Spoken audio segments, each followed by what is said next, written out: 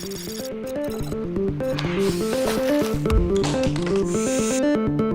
human foot is an amazing structure. It's comprised of 26 bones, 33 articulations, each with 6 degrees of freedom of motion, 20 plus muscles, with 10 of them being in the arch in 4 layers. We evolved from creatures that were very much like chimpanzees, that climbed trees but also walked on the ground a little bit. Our toes got shorter, we evolved a great big heel, and maybe most importantly, we evolved an arch in our foot that helps stiffen it and also act as a spring. The reason why running became very important around 2 million years ago was to enable our ancestors to hunt. The foot is really very well designed by itself to withstand the loads of walking and running. You know, the creation of shoes was for a very simple reason. It was to protect our feet against elements that would damage them. People started to wear footwear about 40,000 years ago. Through history, people have worn shoes that deform their feet, and we only have to think about the Chinese lotus shoe. Now, we don't have to go back that far. Most modern shoes are rigid, pretty heavy, do not follow the shape of your own foot.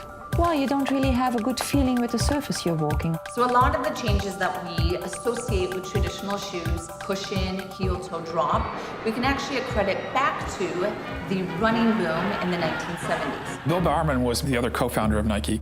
In the beginning, Bowerman was primarily building shoes for track. They were lightweight, purely for performance.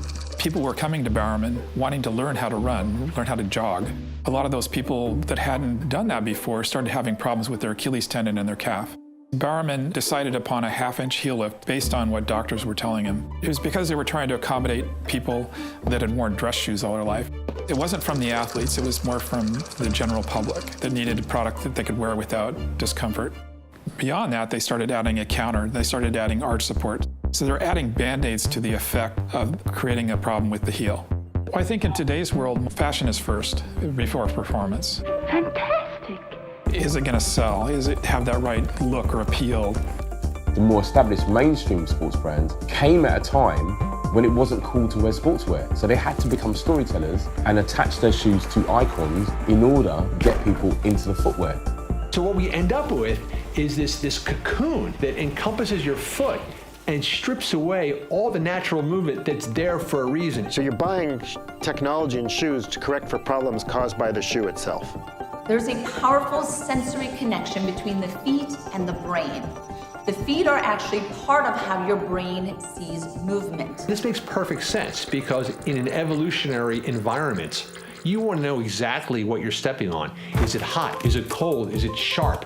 Is it detecting any kind of danger? I believe that children should be barefoot as long as possible because this is when they are in their peak window of brain and nervous system development. And putting on some thickly cushioned shoes is actually blunting all that sensory information. Experiments show that when you inhibit sensory information in the foot, people have problems maintaining stability and have problems maintaining balance.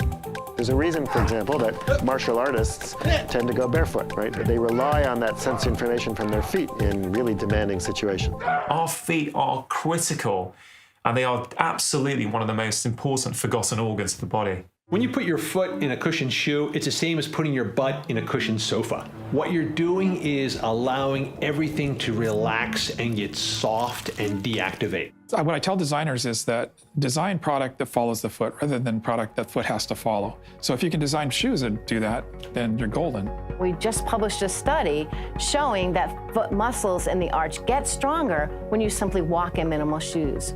A minimal shoe is exactly what you should be wearing. It is the least amount of protection that will make you comfortable. If people can realize that they can just strip away all this unnecessary junk and that they will immediately feel the benefits of it, that hopefully is the best message for our future.